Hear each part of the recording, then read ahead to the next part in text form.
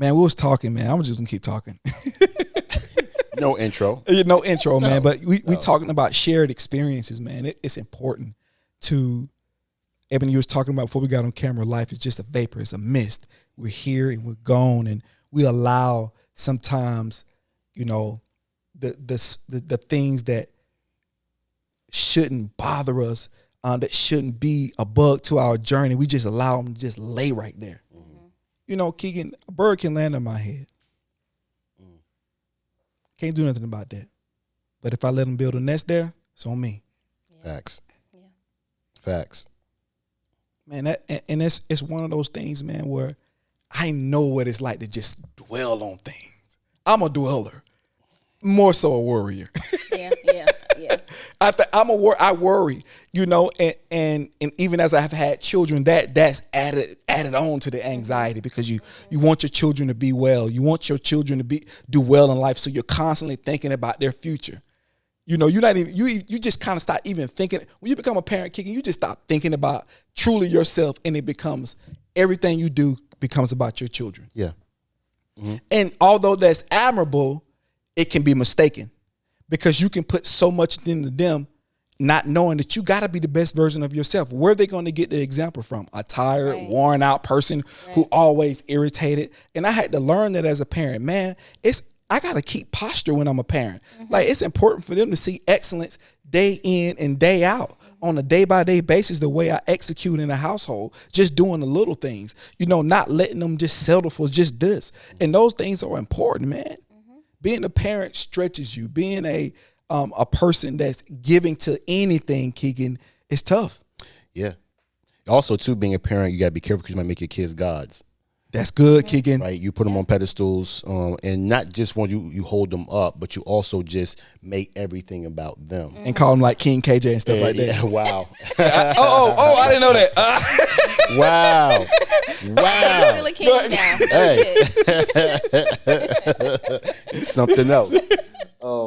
But yeah, and also too, I look at, I go back to the tools that we have. Yeah. So. Kira was our first, and that was, you just break them. You're young, you don't know what you're doing, right? But then, Cole, I learned a little bit later on in his upbringing that, you know what, he don't belong to me. Right. That's He's good. my son, but he don't belong to That's me. good. I'm written time right now. And so I learned that prayer is one of the most effective tools that I can use as a parent. Mm-hmm. And I pray coverings over my children every morning. Come on, right? Keegan. Because I got to trust in that tool versus the one I have on my belt. Yeah. Yes. That's one. And then two, I would say, making sure that you understand that Ecclesiastes is real. We worry about the wrong thing. We do. Mm-hmm. It doesn't matter. Like, literally, so you can think about things you was mad about last week. Are there even issues right now? I mean, listen, I forgot them. Yeah, exactly. You forget them in about a day or so. I forgot them. Yeah, and so we just worry about things because we're warriors. We want to be dwelling on things because we want to actually attack something. But I learned that prayer is an effective tool when it comes to being a parent, and especially when your kids get to an age where you got to trust the seed you put in them. Yes. Yeah. That's and trust them to actually grow with that seed. Because when you're not around, they become teenagers. They become teenagers. Yeah. Hey, and you're not around. They out in the street with homie and homegirl. Hey, you just got to trust you actually built something with them. And you can believe in that because trust me, they're going to show you to be right. Absolutely, train a child in the way it should go. Mm-hmm. Yep. When they get older, they should not depart from them. Yep. It won't. And listen, my mom taught me stuff early on in my life that I see manifesting now. Mm-hmm. Yes. Because I'm starting to see it for myself through my children, through my actions, and when hard times come, and the things that you got to rely on, your integrity, your friends, your family, the people around you. My mom, when we was young, she reminded us that we was rich. We talked about earlier. I didn't even know that we didn't have a lot of money growing up. Mm-hmm. I didn't even know that. It never registered with me because, we had family around. We played throw up tackle. Like, I remember cookouts, going to the church, vacation Bible school. Like, those things were staple in the black community back then, man. And those things held us together. It really was a village, Ebony, back then, raising our family. Yeah. What was your family experience, growing up? Like you said, it was a village. I remember my aunts, it was me and all my cousins. And, you know, we were not at one aunt's house, we were at another aunt's house, but we were always together. Yeah. So it was like the movement of the entire group from house to house. And that's who kept us. Whatever aunt was off and available that day, all the cousins went to that aunt's house. And then when the older cousins got old enough, you know, they watched everybody. And so I grew up with all of my cousins. And for me, it was like, I had all my brothers and sisters around me at all times. Mm-hmm. And it was a great experience. I know sometimes in the Black culture, you know, you hear the horror stories of things happening, you know, with the older cousins or the uncles. I didn't have that experience, you know. Yeah. I can say that my mom and aunts probably in their childhood probably saw those things closer up in their childhood days. And so they were very intentional when it came to us. Yes. So I just had a great experience. I can remember my granddaddy had this big old van that we called a green machine, and he would load all of us up in it. And we went to Carowinds, we went to Six Flags, we went to Disney World. Kind of bragging a little bit. And I'm making a little 2-parent household. You think kind of better than us. Golly. I have a point. Okay? I'm just kidding. So I look back on those days, and my parents weren't like wealthy or rich or anything of the sorts. You know, they struggled. I can remember a time that, you know, the lights were out, and we went and stayed at the hotel. And as a kid, I was like, oh, we're going to stay at the hotel. Like, I was excited. I thought this was like something fun that we were doing at the time. I didn't realize we were there because our lights were out. And so when I look back on those experiences, it's That's like, good. How did they do it? You know what I'm saying? How did they make sure we got to go on these vacations? What were they doing in the background that I wasn't aware of to make sure we had a great experience as children? And I didn't know that the lights were out. You know what I'm saying? All I can remember is the great overall experience. They allowed me to be a kid. That's really what it is. And that really takes a village for a Yeah. kid to be a kid because you shelter them. Yeah. And it's hard. Like, you live beside people now, you don't even meet your neighbors no more. And I don't even want to. That's what I'm saying. The world has become a scary place now. Yeah. It didn't feel scary back in the day. You knew there was danger always around, but for some reason, society did such a great job with hiding it from us. Like, I felt like, even though I felt like it was like a fairy tale. You know, there was some problems and some struggles, but I played my heart out, bro. I can't play no more. Like, we played and just played all day long, man. And you know, that's the beautiful thing about life, man, and the evolution of life, that, you know, you have some good things and you have some bad things. So, you know, it goes like that. How y'all feeling today, man? Good. I'm good. I feel good, man. Yeah. I feel good. Just up here, man. Like, we just podding, man. I thank God for the opportunity to, you know, have a platform to really just talk about things that matter in life. You know, things that matter to us.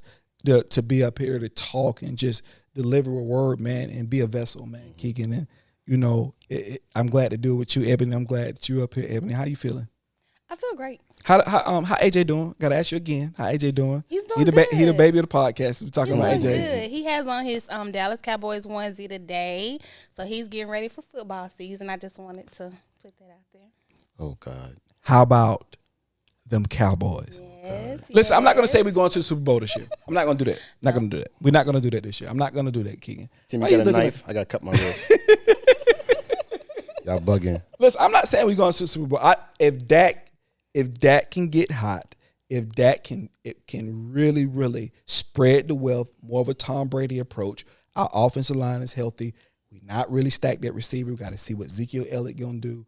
We got a generational talent in Micah Parsons. So we're going to be fine. I think we're going to be fine. I don't know how far we're going to go. I think we have a real shot. I don't think Mike McCarthy is the answer. I'm hoping, you know, we can get somebody else in. For, you know, I don't think he can win us a Super Bowl. I think he can take us to the NFC Championship game, but I don't think he wins us a Super Bowl. Some would say he gets you that far, your talent wins the next game. Some would say that. But that's just me. But I guarantee you, week 3, you 1 and 2, you're gonna be like trade Dak. That's how you do. That's how you do. Week 3, you 1 and 2, like trade Dak. We don't want him no more. I'm just saying. All right. But I'm a Giants fan, so I ain't got much. Saquon look good, man. Yeah, that's about it. Football is such a big thing in our culture, Ebony. It is such a, this is why I love sports, and we dab into sports here on the pod a few times, because sports is something that brings everybody together. I don't care if you're black, white. It don't matter. For that time, we vote for we root for the Cowboys, and nobody likes the Cowboys, but we still root for them. It's just a time where people can come together, man, and just be a part of something special, man, and get help with them New York Giants, because we're gonna whop y'all this year, bro. You might. I got nothing to say. I got nothing but Saquon Barkley. That's it. That's it. And he'll be injured by week 4, getting 40 touches a game, but that's a different conversation. So, Ebony, I want to jump right into it, and I want to kind of talk about, man, you see it on the internet, you see it in television, you see it illustrated in movies, you see it everywhere, man. This just comprehension issue that black men and black women have. It is everywhere. It's the most talked about thing I think is out there. It's just the treatment of each other. You have people like Kevin Samuels. You had the other guy with Derek Jackson. You have all these gurus talking about, this side or that side. It's never like a cohesive unit. It's some people advocating for this and that, and it's just so muddled in just so much in the water, Keegan. I don't know what ideal to take on. One thing I'm pro this tomorrow. Then I see a YouTube clip. Now I hate everybody from this side. You know what I mean? I go watch stuff that validates my bias. Mm-hmm. If I'm being honest, as a man, I don't want to see that men need to take the responsibility. I want to see that women need to do this and this and this. That can feed me. That can feed my ego. This is the human side of me. Let's be honest. Come on now. I know I'm evolved and I know I need to be better, but I want to be the machismo guy. So I want to hear stuff that validates my bias. And I think, there's women on that side that want to hear things that validate their bias. I think we both do it. And that's why I said a comprehension issue, and I think, Kicking, you always talk about you can have a conversation with somebody, you can talk to somebody, or you can talk with somebody, mm-hmm. or you can talk at somebody. And there's a vast difference between those three, mm-hmm. And I think right now we're talking at each other. Absolutely. I think that, it's hard to have a truly mature conversation about this because both sides have been wrong. Both sides, there's blood on both sides. There's good on both sides. There's valid points on both sides, but we do have an issue. That's the thing we got to do, because look at the experiences we just had, we talked about. We don't have those no more, mainly because we don't even trust each other. It used to be a goal for the black people to live together. Now, when you get a little bit of money, I don't want to live in no black neighborhood. It's too many black people over here. We say that, and we mean it. We mean it when we say it. Let's be honest. Yeah. So we try to go live next to other white folks or other people, but we say, there's a rift there. There's a comprehension issue. So I want to begin the conversation. This may take a few podcasts. This may take a while to unfold. So we're not going to get everything out the way. You know what I'm saying? We won't have one conversation that's going to solve everything. And I'll even say, because I want to get y'all perspective. I want to get your perspective from a black woman's perspective, a real perspective, a raw perspective. And I want the same thing from you, Keegan. And you don't. It's not like you speaking for the culture. I know we talked about that earlier. It's just what's your viewpoint on how you see it from your experiences, your perspective, because it's important that we have a conversation. And I want a real conversation tonight, man. Because I'm sure you're not going to agree with everything that we think, and vice versa. Mm-hmm. But there's a comprehension issue. So, Eben, I'll start with you. Just tell us your perspective on this issue that you see solely from a black woman's view, and just some of the things that you guys truly feel about black men in a lot of different arenas, or whatever you want to talk with. The floor is yours. God,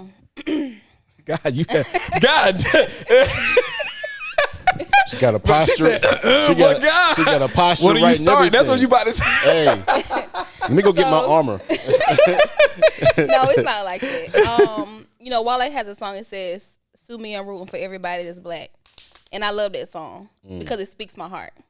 I'm literally rooting for everybody that's black. That includes men. Like, I am not the woman who has this men need to get it together. Y'all ain't. Like, that's not my thought process or my ideal. I think there's valid points on both sides. There are some things that women have to be accountable for. There's some things that men have to be accountable for. But I think we want it to be a formula. We want it to be the square root of 69 and to give us the answer, and then that's the answer for everybody, and it's just not. It's not. It's not. It's not. We want everybody to operate in the same formula, and that be the answer, and that's just the end of it. That's the end of the conversation. But that's impossible. It is. It's quite, especially in today and time. If we go back to the 1950s, we can take a cookie cutter family and stamp it down the block. And everybody's content with that because the man goes out and work. The woman takes care of the kids. She has on an apron. She bakes pies. That's the kind of thing that she does. Her husband's slippers are beside the door. He puts them on. He sits in his chair. She hands him a drink. That was the 1950s. We're not there anymore. I'm not her. I don't even know how to be her. I don't know how to be. Are you not trying to be her? I don't want to be. Okay. I'm just asking. That's me. He got a problem with that, it sounds like. It does sound like Just it. saying. I don't have a problem with that. And so my thought process. But why did you say it the way you said it though? Like it was very forceful. Because people feel like that's part of what I think some men feel like women should be. Yeah. And a woman who isn't that is undervalued. She's seen as less than a woman. But if that is the woman that you want, that's the woman that you should seek. Yes. Don't seek any other woman. That's good. And make her wrong because that's not who she is. So when say what you want about me, but when I started dating my husband, just based off our work schedules, he worked all week. So we really didn't see each other in the week. We hung out on the weekend. So I really didn't cook for him because of just the dynamic of how our relationship went for the first couple of years. It wasn't important to him. And that was important to me. It was important to me that he didn't think I was supposed to be cooking for him all the time because I knew the woman that he was going to get wasn't going to be cooking for him all the time. So you need to date people who have the same value system, who what's important to them is important to you, or what's not important to them is not important to you. If I didn't cook for you and we were dating, don't marry me and then expect I'm supposed to be cooking for you every single night. It doesn't mean I won't cook. But that's not something that when I'm in the kitchen, I'm in my zone and I just really enjoy it and it relaxes me. No, I cook out of necessity. I have to cook. I have to feed my family. And so that's why I cook. I don't enjoy it. Okay. When I'm off, you give me a day off, then I enjoy it because I didn't work all day long. I have to come home and make sure things were situated in the house and then cook. Because I'm not Betty Crocker wearing an apron. If I was her, I might have time to do that. But I'm not her. Because we're not back there anymore. So I just think you have to, the meeting of minds needs to be date who you want. Don't date somebody who has a different value system than you and then try to make them and mold them into who you want them to be. Because they look good or some other superficial quality that they have. Yeah, because them everyday qualities are the most important ones. Absolutely. Yeah. Relationships are built day by day. Yes. The day by day thing is the culmination of the person that you're with. And that's tough because, even before, because like you said, if I didn't do that then, I'm not going to do that now. And we kind of live on expectation. If I didn't meet that expectation, then I'm definitely dropping the ball when we get married. Absolutely. Because essentially people don't realize you live in your life with somebody. So your value system does need to be aligned. Can your value system get bumped in the road? Does it need some maintenance? Absolutely. But his value system. And that's an important thing, so, hey, but you need and I will say there's nothing wrong with that woman. Who enjoys that? It kind of sounded like you were saying it at first. No, it's nothing wrong with her. And in fact, she's very valuable. I grew up with a woman like that. My mom is that type of woman, but that shifted when I was younger and she was working. The meals that she made for us took 30, 45 minutes. Now she makes meals that take a little bit longer because she's not working. You know, she has the time to do so. So what me and my brother, my Evander, what we ate looks very different than what my other two siblings ate because we got the benefit of two different parents because of where my mom was in her life. Yeah.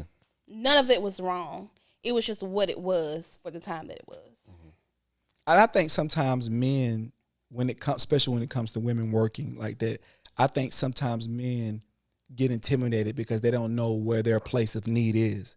If you can provide just as much as me, then now men are forced, which is a good thing, to dive into their emotional bag now, because you just can't solve it with money now. Now, like, you have to be something else to a woman. Like, that was the biggest thing and the biggest, like, shock that I had when I first got married is I found out I had to be more than what I could provide. And that's what marriage is, because marriage is an institution. It has nothing to do with the two people entering it. The same things apply. It's a mirror. It's you look at you and you look at you, and you really trying to grow as an individual. But we'll get back to that. I want to see what is how do you think black men on this side, and from your viewpoint, from what you've seen and just your observation, how do you see this comprehension issue? I think it's human condition right now to amplify the negative and not the positive. Okay. So That's I good. think one of the problems that we have is we're going to always focus on what's going wrong. Okay. So I can do 9 things right, that one thing wrong, it knocks out the other 9 things I did right. And I think that's part of the problem. I don't think that's a gender. I think it's a human issue. Yes. Mm-hmm. Yes. I think it's a human issue. So we'll calculate what went wrong in a particular experience. And then we'll say, oh, I can't be with this person because of that. And we'll forget that I had a great experience the other 3 or 4 days of the week. Yep. Right? And I think we both do that, men and women. Right? And so I think from a male perspective, you made a great point something about if I got to hop into my emotional battle because what I thought I can provide isn't what's needed now, I got to figure some things out. But I think that same thing exists for females. If I wasn't doing this when we was dating, don't expect it now. Come on, Keegan. That's the other side of that Do you coin. think it's unfair expectations placed on men in relationships or just in society, period? I think I have to say I don't know about the word unfair because if you accept it, then you participate in that particular problem that you have right now. So I don't know if I can say it's unfair. We can say maybe unrealistic. Okay, I can go with that. Some things are unrealistic because what you're asking of me, just like we have a problem with the woman working, come home to work and come home to clean, cook, watch the babies. There's also this expectation men supposed to work, come home and do what the women do, right? Yes, and it is. If that's the case, and I think that has to go both ways in that regard.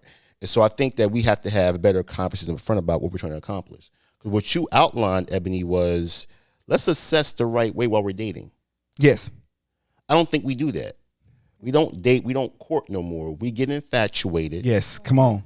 We like those superficial things. And we say, let's hop into marriage. But you That's haven't taken fact. to actually That's really fact. assess what you're actually getting involved in because you want to marry this person. Yeah. I'm about to build something with you. And if you don't assess right, you're going to have some I would say, real expectations later on in the line because now I got married to something I'm actually really wanting to do long term. I didn't assess properly. And so I think that's part of the problem too, is that we don't assess properly up front. Absolutely. And I think men,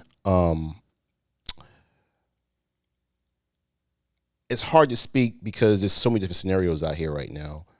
But I say if I'm a man and I'm looking at women in general, I would say right now, listen more. That's good. I would just say listen a little bit more. Because when you're talking about a gender that has been held in a second-class citizenship for their entire existence here, when they are now, they're going to actually be a little bit more bold than what you might be used to. Don't take it as an attack. Just listen a little bit more. Now, I'm not saying just be ran over. I'm not saying your feelings don't matter. I'm just saying listen just a little bit more. And I think you're spot on. There's a spiritual ear. There's 2 ears because sometimes when you're talking, they're like, that's what it sounds like. But you got to turn on that spiritual ear. Yeah. And that's what you're saying. And that's the one that blocks out trying to be right. because men, and I'm starting to realize that we're protectors, and provision is more to do with providing money than providing a spiritual covering. You know what I mean? And being stable and being steady and being reliable. You know what I mean? Being trustworthy. You know, I found myself now, Ebony, just doing things like unconscious now, as if I would go look at a show. I can sit down, I can put the tablet down for 30 minutes, and I can go in here and do this and take something off of her plate. Take something off of her plate. Yeah. Like those, that's listening right there. It's not even sometimes talking. It's I hear women say this a lot, Ebony. I don't want to always have to tell you what to do. Just know how to do it. And at first they used to be offensive. Like, how am I don't read minds. Like, you know, it felt like men are logical thinkers. We're step one, step two, step three. That's why I said the spiritual ear. And I didn't say our 2 ears, because you got to think about it. A woman always operating in the spirit, bro.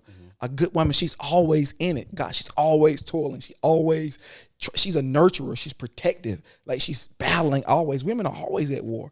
They know, because they're building, like, their atmosphere setters. Like, they have to, like, Ebony, if you did, like, you just moved, right? If G-Body and KJ were just moving there by themselves, there would be a couch and a TV and a PlayStation. But now they get when your husband get off work, he gets to come to a home. He gets to feel comforted. Stuff that you don't think is important, like when you walk past having the lamp right there, or having the couch. Like that don't feel important, but when you watch it over time and it becomes home, and these things are in place, and you notice if something off kilter, why is that off kilter? So women build that atmosphere of steadiness, and they expect it back.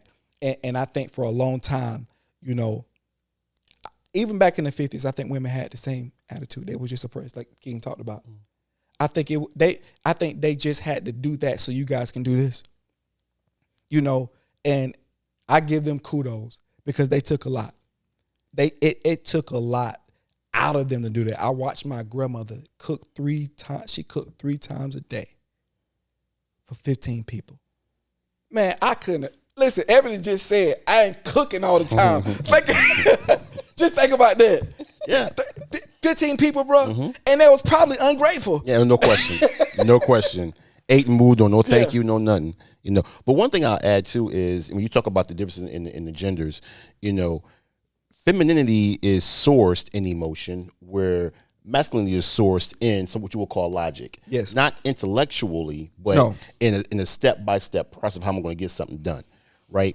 And we need both of those to actually coexist. Yes, harmony. To create a unity that's going to actually work for both people, right? But I would say that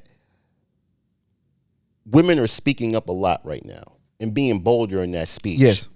But that speech cannot exist at the expense of men's feelings. And I do believe that happens a lot more than we talk about. Yes. And I can't say that without being attacked, because now I'm not listening to you. Now I'm dismissing your feelings. No, I'm not dismissing your feelings. I'm just saying I have some too. Yes. That's all I'm saying. Right? So I think if we can actually bridge that gap. Yes. Stand in that void and say, okay, we both have feelings. I would say, men, let's try to listen a little bit more, because she's been silenced for so long. And we talked about change rate. Yeah. You know, we're at that precipice now. We talked about even in a marriage, you know, or even in relationships or socially, like, people change at different times, you know. And now the evolutionary process that black women are going through right now, I think, is a catastrophic shock to black men. Because think about what we were taught growing up. You the man, you the head, you the lead, you the man, you ain't got to do nothing. We were taught to run wild, basically. You know what I mean? Run wild, go sow your oats. That's basically what we was told. And that, you know, women, we had no thought. It was just do what you want to do when you want to do it. And I think we've always had that. And now we're at a point in our life where, you know, women are now speaking up and holding us accountable for our actions. And I think that's tough. That's tough. But on the other end, you got to accept accountability too. Absolutely. And that's the problem, I think. That's a sore spot for black men. I'm going to be honest with you. Women don't take accountability well. Like, a sorry is like a holiday season. Like like men give written apologies. Like, man, listen, and I'm not saying this for everybody, every woman out there, because I know this we just having a general conversation. But I'm just talking about the atmosphere of the conversation that happens, and it's hard to get accountability reciprocated. And you guys are right a lot. No question. Black women are extraordinary, but man, we are too. And sometimes it's tough to really express ourselves in a way that we need to. We don't feel like we're being listened to. What do you got to say about that? I think 2 areas, just listening to both of you speak, that we as women have to be more accountable in is one, you said women always say they don't want to have to tell you what to do. Well, but you do. You know what I'm saying? Like, you get married. Let's say you get married at 30. You've existed how you've existed for 30 years. Yes, absolutely. Now you've been married for, let's say, 2. Yes. So in 2 years, you have to unlearn 30 years without any communicated expectation. That's ridiculous. So as women, and I'm speaking from my own experiences and kind of what I've put my husband through. Oh no! Don't try to skip past. That's the accountability I'm talking about right there. Everything was a big drawn out soliloquy. I'm saying it. Instead of put my husband out through. loud. But that's what I mean, Keegan. She just proved the I'm point. saying it out loud. That's baby steps, okay? But we have to communicate those expectations and not always just expect y'all to know. Correct. You know what I'm saying? Because you've lived with a certain thought process in a certain way for far longer than you have in the existence of whatever relationship that you're in. So we have to be more accountable for communicating those expectations, because I think it's a ridiculous notion to just expect you by osmosis, to know what we need all the time. People say, you'll see on Facebook and Instagram, like, I knew he was the one because he just knew what I wanted. That's ridiculous. That's absolutely ridiculous. Love does not work that way. And a good relationship does not work that way. You have to communicate what you need. That's the first area that we have to be more accountable in. And the second is, we don't want to give men credit for things that they're supposed to do. So, like, you're a faithful man, and so we say, well, that's what you're supposed to do. You're supposed to be faithful. So we don't want to give you credit for that. But if you're doing something that you're supposed to do in a society where the majority is not doing it, I should give you credit for that. Absolutely. It doesn't matter that that's what you're supposed to do. A flower is supposed to grow, but I still marvel at it and I say it's beautiful. Amen. Absolutely. I still pluck it and give it as a gift. Absolutely. Just because it's supposed to grow, do I say, that's what you're supposed to do? So if your man is doing what he's supposed to do, give him credit for that. Give him his praise for that. And I think that as Black women, we don't want to do that. And that keeps us going. Men respond to praise. We respond to that. And listen, you tell me I'm strong, I'm not going back. Listen, I'm going to get them groceries. I don't care how many. I'm going to break my pinky finger. I'm carrying 3,000 groceries. If you say one thing, if you give me one compliment, I'm going all the way up them stairs. And that's just that, a woman's beauty in her femininity, when she displays that, even if she's chastising me or letting me know, trying to get me to see something. If you tell me that through your feminine wiles, just using what you do in a delicate way, I can receive it. And I think sometimes the delivery sometimes feels offensive. It makes men feel small. And then what other, like, I know, so let me give you an example. So if me and Keegan come to odds right now, like, me and Keegan understand something, we know what the end is if you disrespect me long enough. Like me and him know, like, we can get heated and me and you know what, Keegan, it's gonna end physically. We're gonna fight. Yeah. That's the natural evolution. Men got no I don't know, I'm not gonna hit a woman. We're not gonna fight a woman. So when men, there's no way for a man to get his natural reaction out of his anger. He where does he go? You know what I mean? So he starts wilding. So it's how you deliver things to us, how you say it to us is important, Keegan.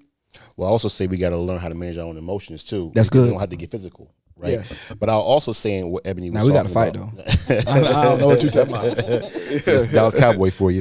But what I'll say is because when we use the word praise, it seems to source ego. Yes. But actually, encouragement and empowerment sources development. Yeah, that's good, Right? So Keegan. that's how I get better at Yes. being in my husbandhood, Yeah. you know, because we want to hear that. I Yes. need that because I need to hear that as much as you're going to chastise me when I fail.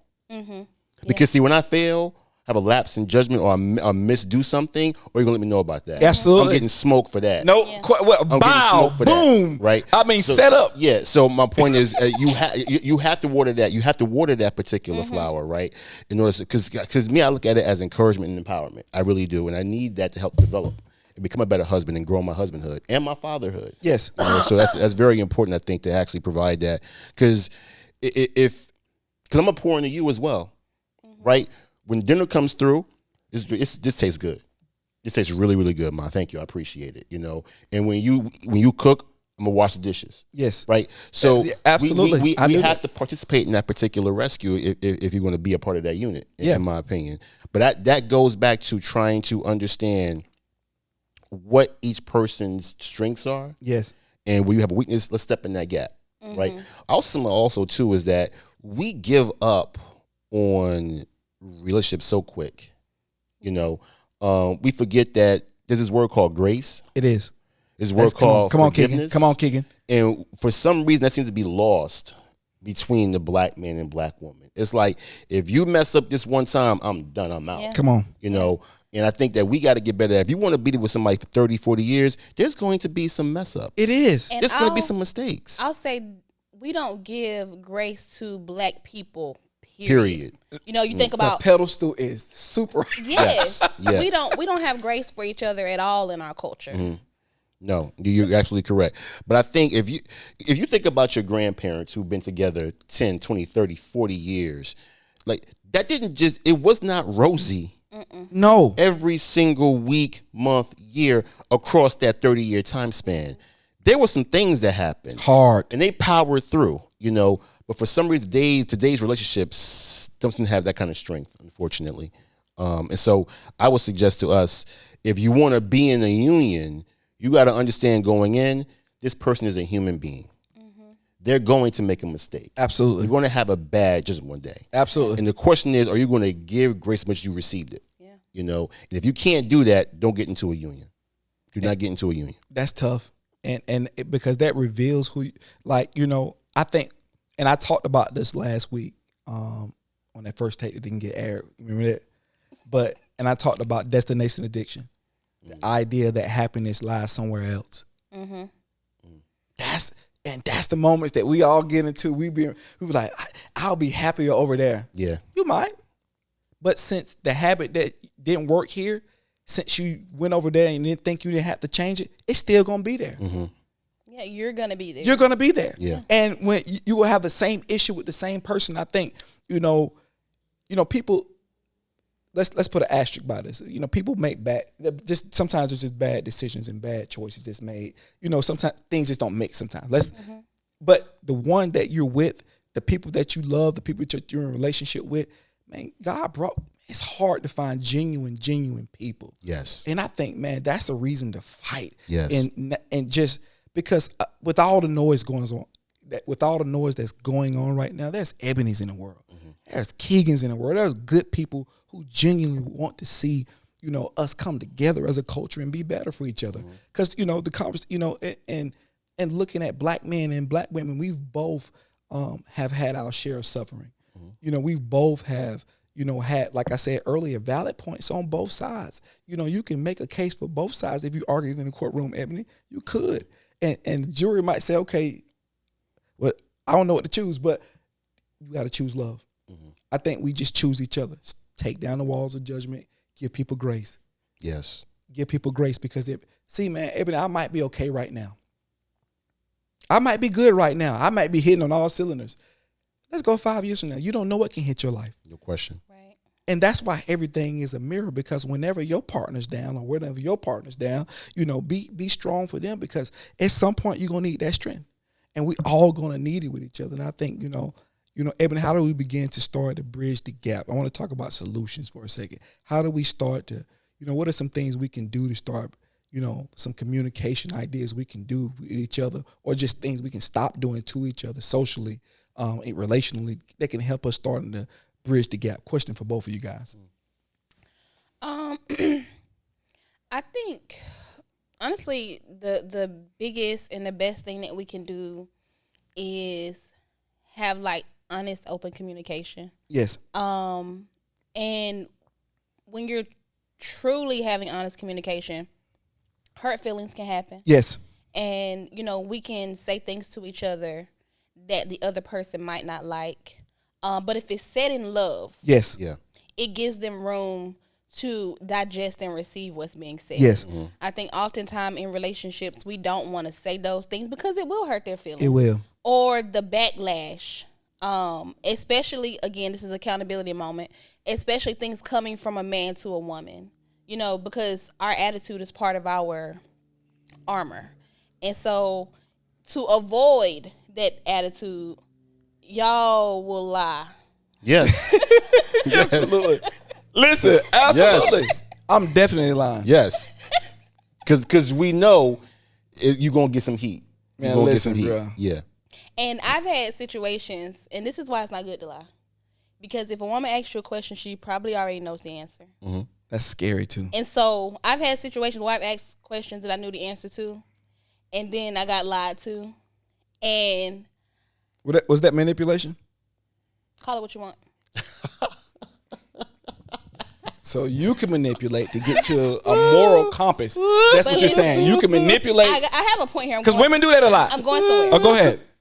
So when I was like, okay, well, I know the truth, and I said, well, I know the truth, and he got all of my attitude, it was kind of like I did what he was expecting as to why he lied in the first place. Exactly. And so had I did something different and perhaps not had an attitude and been open to whatever it was, the next time maybe he wouldn't have lied. I don't know. I didn't give him the opportunity. I don't know what But that was a teachable moment. Because I can tell you, we lie. Most men aren't scared of accountability or responsibility if they know they did something wrong. What they're scared of is an overreaction. Yes. That comes along with the attitude. Absolutely, Keegan. And now I'm being penalized for a crime I did not commit. What pushes way up here, and I'm like, I don't know if I wanna deal with that. You got 10 years for jaywalking. Exactly. That's what it feels like to a man. Exactly. So Exactly. I would rather just lie, honestly, because I would say, let me just lie because I don't feel like being indicted. Yes. You know what I mean? I'll pay for my crime. If I did it, I'll pay for it. What's the measurement of judgment? Exactly. What is the going rate? But boy, and that is the over. Do you think that black women have overcorrected from the evolution from the 1950s to the 1970s and now where you are now? Have there been an overcorrection? I think we have an overcorrection. I think, that's what a trauma response is. A trauma response is an overcorrection. That's true. But for all of our years, we have been the scapegoat or the one who was expendable. We just haven't been important. Women are on the bottom of the totem pole. Yep. And then black women are underneath that. So it is an overcorrection. But I think that we still had a space to get it right, to come back in the right direction. And I'll be honest, when I look at society as a whole, I don't see that happening like right now. No. It's a work in progress. It's a work in progress. Absolutely. Because but it's possible to happen in, let's say, the next 10 years. 20. It's because you're teaching your daughters and you're teaching Right. your daughters. So Right. so the generations got to keep moving. Yeah. You know what I mean? But it's already baked in the fabric. That's why I'm saying, how do we get a comprehension? Because we know we can communicate. We know what's going on. We see that, like, listen, women, we're gonna have to come to where y'all are. Y'all demanding. Y'all steadfast. Like, y'all not going nowhere. It's baked into you guys. This idea, your ideal of what you want to be. And listen, there's always casualties of war. There's always something that, you have war wounds. So the overcorrection is protection for them, I believe. Yeah. I believe it's a shield because nobody wants to go back to oppression. Think about it. They're living in a world full of men that are 2 times their size. So, essentially women, we're not like giants to women, but we're bigger. So we don't know what it's like not to, like King, we can fight. And it might be a fair fight, but if we fought Ebony, it wouldn't be a fair fight. I don't know. I don't sleep on nobody, bro. I don't sleep on nobody. Nah, I can Okay. I mean, because Yeah. but I wouldn't never do that. Yeah, because it's a lot of weights in here, so it's okay. Nah, Hey. I'm just playing. My mom said no such thing as a fair fight. She catch you the right way at the Yeah. right time. It's a dub. But I mean, just like physically. Yeah, no, I'm with you. I'm messing with you. I'm Like with you. I'm with physically, you. I'm but with you. go ahead. I was gonna say, when I think about it from a spiritual perspective, because at the end of the day, I'm a spiritual person, so I have my flesh and how I operate in my flesh, but then I have to bring it back to what's real and what's true, and that's the spirit nature. The true correction of it all will be when men gain an understanding of their position and who they're supposed to be. Because just as much as we have women saying, I am woman, hear me roar, we got some men out here who like what you bring to the table. Like who say stuff like that and who's like, I don't need a woman. Like there's men out there with like a what can you do for me type attitude. And that's not cute. Like I really think that's not how it's supposed to be. Mm-hmm. Because when sin happened in the garden, God went to Adam First. Absolutely. He went to Adam. Absolutely. So when the correction needed to happen, he didn't go to Eve. No. He went to Adam to set things right. So I think when the correction happens from a societal viewpoint, it'll be when men come back to a true understanding of what it means to be a man. And I can't speak to that. I won't try. I don't know what it is to be a man. But when men come back to that understanding of what they should be, then nature happens. Mm-hmm. And so the woman naturally comes into who she's supposed to be. And I think that is on a individual level. Yes. It's on when if my marriage is out of line, when my husband self-corrects, I'll correct as well, because naturally I'm made to fall in alignment with him. Mm-hmm. But he has to be in alignment first. With God, yeah. It's a great point. And I also say that a lot of women also make that same question of men, what can you do for me? Right? They do. Yeah, and so I think that's part of the problem. We're walking into something saying that, what can I get from this other person? Yes. That's how we're walking into it. We're not walking into it as in, what can we build together? So if you think about, we go back to the Bible, we there's a problem with the word submit. Come on, Keegan. Women have so many, they got an issue with the word submit, right? We have defined that incorrectly. So it comes out of the book of Ephesians 5, is what Paul wrote about. And we always go to wives, submit to your husbands as unto God, right? And we focus on that verse. I would tell you that what Paul told men was, and husbands, love your wives as Christ loved the church, even so that he gave himself up for her. Mm-hmm. There is no bigger submission to offer your life for another person. Absolutely. In my opinion. But I will remind people, I'm looking at the camera and say, I remind people that the first thing that Paul wrote in the verse before he wrote the women, he said, submit to one another. Absolutely. Mm-hmm.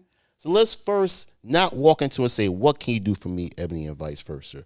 Let's walk into saying, hey, what can we build together by submitting to one another, right? And I would say it's not quantitative, it's qualitative.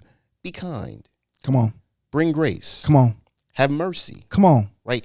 And operate through love. All the other mechanical stuff will fall into place. That's good. When you get those first things right, everything else will fall into place. You will move right because you're walking into it knowing that everything I do is going to have her in mind. Absolutely. Everything she does is going to have me in mind. Right? That's what Paul meant by saying submit to one another. We had just sold this narrative of it's wives, submit to your husbands.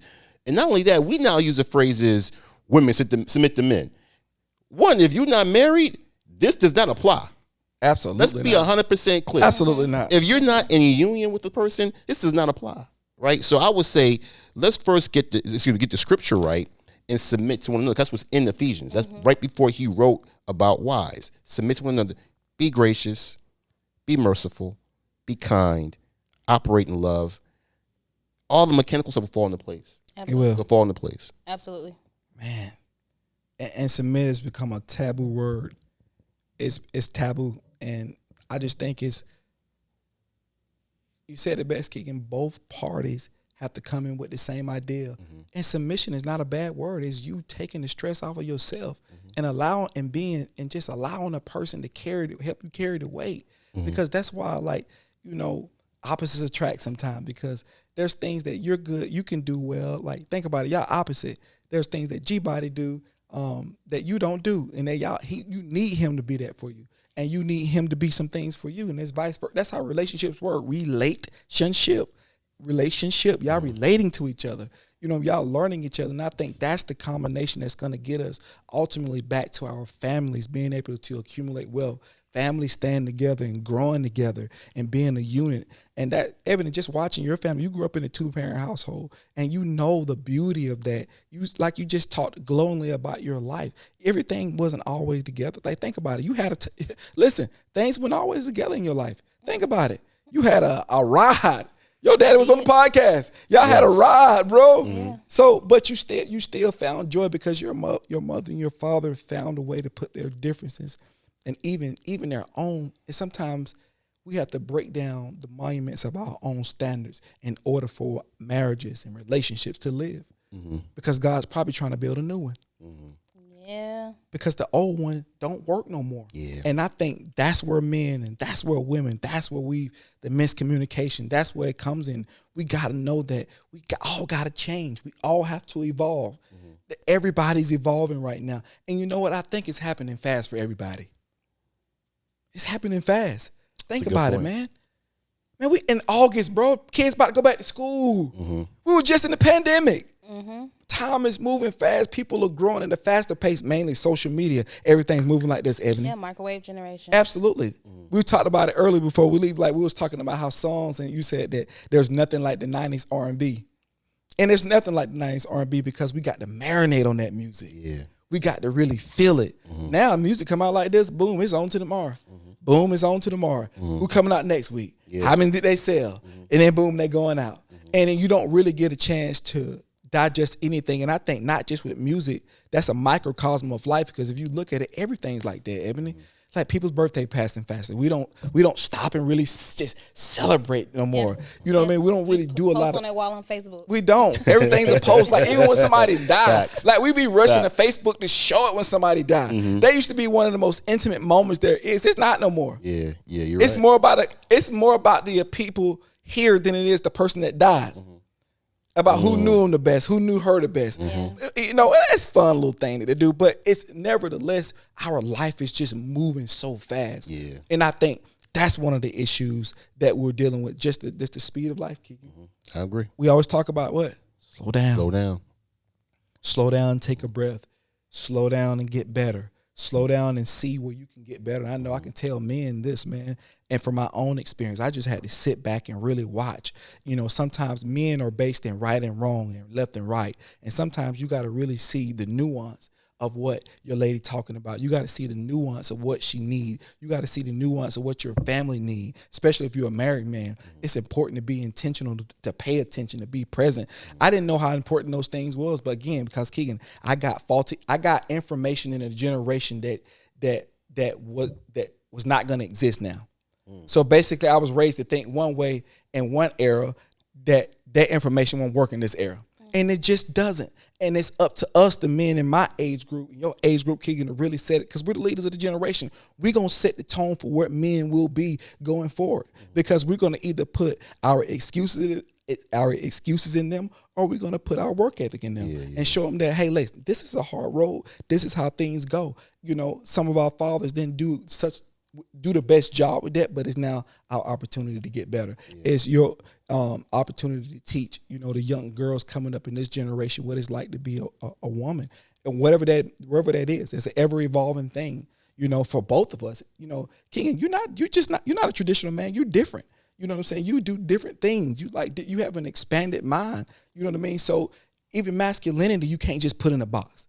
You can't put femininity in a box. You like some people like you say, like to cook and stay at home, and some women don't. They want to go out and work. People aren't just one thing, but we have to learn to respect everybody's thing and just get with somebody or be around people who fit your vibe. And I would say, just to what you just said, evolution does not, I think, diminish your original, Absolutely, manhood, right? So I think I am traditional because I get my principles from the Bible. Yes. Right? Okay. And so there are some things I just believe in that are just true to me that I'm convicted on. I'm just not going to move on because I believe it's what makes me who I am as a child Yes, of God, yeah, and what I'm purposed to do. But I do evolve to understand that the world today is not the world I grew up in. correct. Right? So I got to allow space for my children and my friends to be able to be who they are in this particular world without sacrificing who I think I am and what I was based on, how I was built. But I also add that it's tough because the world's moving so fast. It is. That you don't know what's right and wrong no more. You don't even know what's X and what's Y anymore. I think you just gotta remain true to who you are and be okay with that. And like I always say, go back to run your own race. That's good, Keegan. Because when I run my own race, I don't care what they're thinking over there. I'm not saying it's right or wrong. I just don't care. It's not going to dictate what I'm doing over here. If I'm okay with what they get out of what they're doing, I should be fine. Yeah. It's when I see them getting something from what they're doing. Now I say, I got to get some of that. Now I got to move off where I'm at. Yeah. That's why I mess up. And I can't do that. Man. Expectations. It's a problem. Expectations. Oh my God. It can become our like greatest shield and our greatest barrier. Yeah, absolutely. Oh my God. Because we just change so differently now. And we talked about it earlier. There's not a sign on your back and say, I changed. That it happens gradually over time. You know what I mean? And it's hard for us to adjust each other. And when we're at that distance in the middle, what we have is grace, Ebony. Yes. And that's why this is why you get to wake up every morning. This is why you get to go to bed at night and wake up. This is why God lets you complain, Ebony. This is why God lets you have temper tantrums, Keegan. This is why God let us have all of these things and still we can walk upright because he gives us grace so we can give the people that we love grace. There's no excuse. That's why Christ came, correct? That was the whole purpose. So, I think that's the answer. Listen, we don't have to stop fighting for our rights and our voices to be heard in things. Let's just have grace for each other's voice. Yeah. And let's quantify that for a second. You said it before. Grace does not come without accountability. Facts. Right? Facts. Grace is freely given, but it's not always freely obtained. Right? And so I'm not going to be disrespected either. Like, you're not going to keep doing the same thing to me over Facts. and over and over and expect me just to say, oh, it's okay. Nah, at some point I say, you know what? Like you said earlier, I'm past the point of disrespect. Now we got to part ways. You know what makes the heart grow fonder? What's that? You never heard the saying? Oh, yeah, the phrase? Yeah. Absence. Absence make the heart. Sometimes gotcha. people use, and grace is you can have absence in grace. Sometimes grace isn't dealing with a person. I ain't even talking about just a marriage. I'm just talking about anybody. Sometimes you can have the grace for a person not to be in their space. That's true. Not to make them feel a certain type of way. Sometimes you got to go over here. And that's what true. I'm saying. That's a very true. spectrum at grace. Grace is such a powerful thing. I think sometimes we look at it as something sort of weak, but it's not. It's actually strong because I'm gonna give you grace because what I could have done to you. Yeah. See, we don't think about it ain't about what I didn't do, but it's about what I could have done. And if I could, but I didn't do it for you. So I think those things, responding versus reacting, those things are grace.